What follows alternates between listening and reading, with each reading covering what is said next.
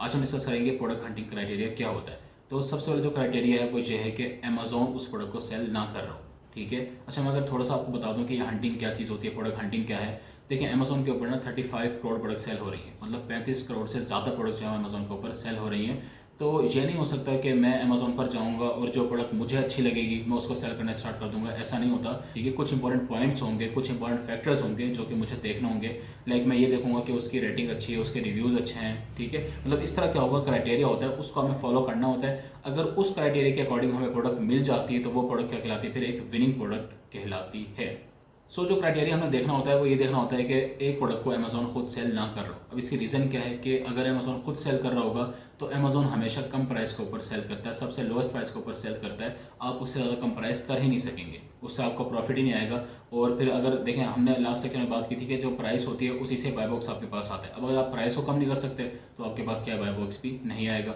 बिल्कुल इसी तरह ब्रांड उस प्रोडक्ट को सेल ना कर रहा हो, अगर ब्रांड उसको सेल कर रहा होगा तो अगेन ब्रांड सबसे कम प्राइस पे सेल कर रहा होगा और आपको क्या करेगा, वो लोएस्ट प्राइस नहीं करने देगा, तो आपके पास बाय बॉक्स आने के चांसेस ना होने के बराबर ही हो जाते हैं। दूसरी बात यह कि ब्रांड जो है, अगर आपने उस ब्रांड से परचेजिंग कर रखी होगी तब तो ठीक है, लेकिन अगर आपने किसी डिस्ट्रीब्यूटर से परचेजिंग कर रखी है तो हो सकता है कि वो ब्रांड आपको आईपी कंप्लेंट भी भेज दे कि जी आप मेरे प्रोडक्ट जो है वो मेरे से खरीदे बगैर इसको सेल कर रहे हैं, पता नहीं कहाँ सेल कर रहे हैं। ठीक है, सो ब्रांड के साथ भी क्या होता है, रिस्की होता है। इसलिए हमने ये देखना होता है कि अमेजोन भी ना हो, ब्रांड भी ना हो, रेटिंग उसकी 4+ होनी चाहिए। सो आपने क्या देखना है कि अमेजोन ना हो, ब्रांड ना हो, और आपने ये देखना है कि आपकी जो रेटिंग है वो 4+ होनी चाहिए।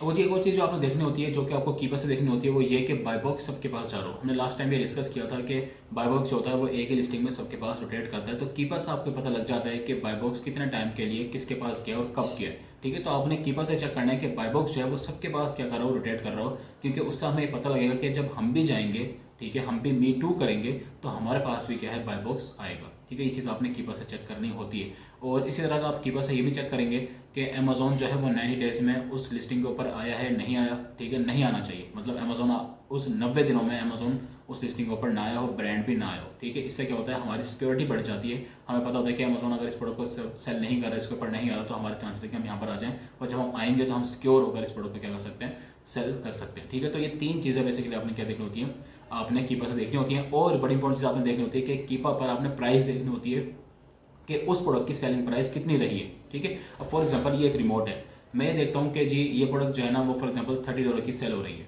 ठीक है, और मैं $30 के ऊपर अपना प्रॉफिट निकाल लेता हूँ, मतलब मैं ये सोच कर आता हूँ कि जी मैं भी इस प्रोडक्ट को $30 का ही सेल करूँगा।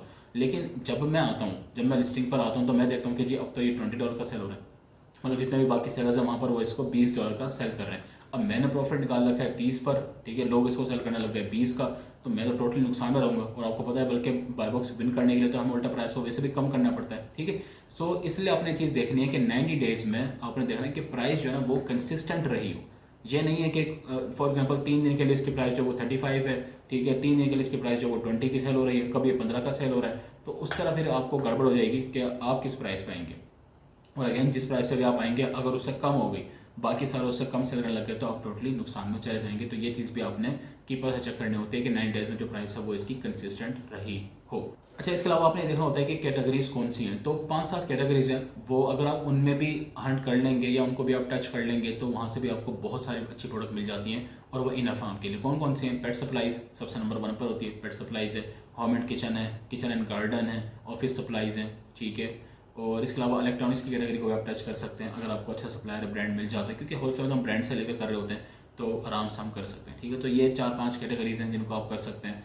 ठीक है, ये अच्छी कैटेगरीज हैं, और इनमें जो है वो अमेजोन की सेलिंग फी वगैरह भी कम ही है, और यहाँ पर अप्रूवल भी आपको जल्दी मिल जाता है। एंड एक और चीज़ जो आपने देखनी होती है वो ये देखनी होती है कि उसका जो BSR है वो भी 90 डेज़ में कंसिस्टेंट रहा हो। ठीक है, आपने देखना है कि 90 डेज़ का जो उसका BSR है प्रोडक्ट का वो 60,000 से कम हो, और आप 1 मंथ का आप देख सकते हैं कि वो 20,000 से कम होना चाहिए। ठीक है, क्योंकि अगेन अगर BSR बहुत ज़्यादा है, लाइक 3 लाख 4 लाख 5 लाख है, तो समझ क्या कि प्रोडक्ट की सेल्स को इतनी अच्छी नहीं है, तो आपने देखना है कि 90 दिनों में उसका जो BSR है वो 60 से कम ही रहा हो, और 30 दिनों में आपने देखना है कि उसका 20 से कम रहा हो या 20 रहा हो। ठीक है, अच्छा अगेन अब ये नहीं कि अगर 20 से 22 होगा तो आप उसको छोड़ देंगे, ऐसा नहीं है, मतलब थोड़ी बहुत तो आगे पीछे हो सकता है, लेकिन बहुत ज़्यादा नहीं, मतलब 3-4 लाख तक नहीं गई हो बात। अगर वो 70-80 1 लाख तक भी है तो आप उसको रख सकते हैं, अगर बाकी क्राइटेरिया पूरा है। ठीक है, क्योंकि हमने ये देखना होता है किसी भी प्रोडक्ट को ना हमने सिर्फ एक क्राइटेरिया की बेस पर छोड़ना नहीं होता।